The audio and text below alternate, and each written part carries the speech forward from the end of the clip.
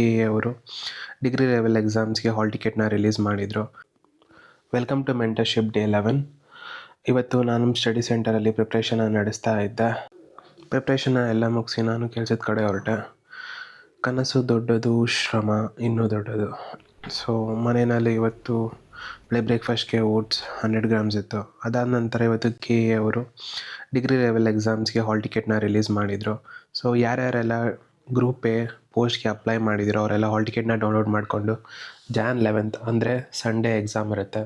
So ನೀವು ನೋಡ್ಬೋದು, ಮೊದಲಿಗೆ ನಮ್ಮದು ಅಪ್ಲಿಕೇಶನ್ ನಂಬರ್ ಇಲ್ಲ ಎನ್ರೋಲ್ಮೆಂಟ್ ID ಹಾಕಬೇಕು. ಆಮೇಲೆ ನಮ್ಮ ಹೆಸರು ಹಾಕಬೇಕು.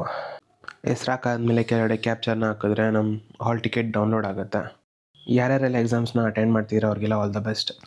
ಹಾಗೆ ಇವತ್ತು SSC ಅವರು CGL, CHSL, MTS, CPO ಹಾಗೆ GD ಹಲವಾರು ಎಕ್ಸಾಮಿನೇಷನ್ಸ್ಗೆ ಕ್ಯಾಲೆಂಡರ್ ಆಫ್ ಎಕ್ಸಾಮಿನೇಷನ್ನ ರಿಲೀಸ್ ಮಾಡಿದರು.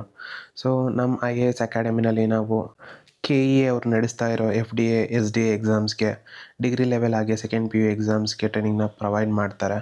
ಹಾಗೆ SSCಗೆ CGL, CHSL, MTS, CPO ಹಾಗೆ SSGD ಈ ಥರ ಹಲವಾರು ಕಾಂಪಿಟೇಟಿವ್ ಎಕ್ಸಾಮ್ಸ್ಗೆ ಟ್ರೈನಿಂಗ್ನ ಪ್ರೊವೈಡ್ ಮಾಡ್ತಾರೆ.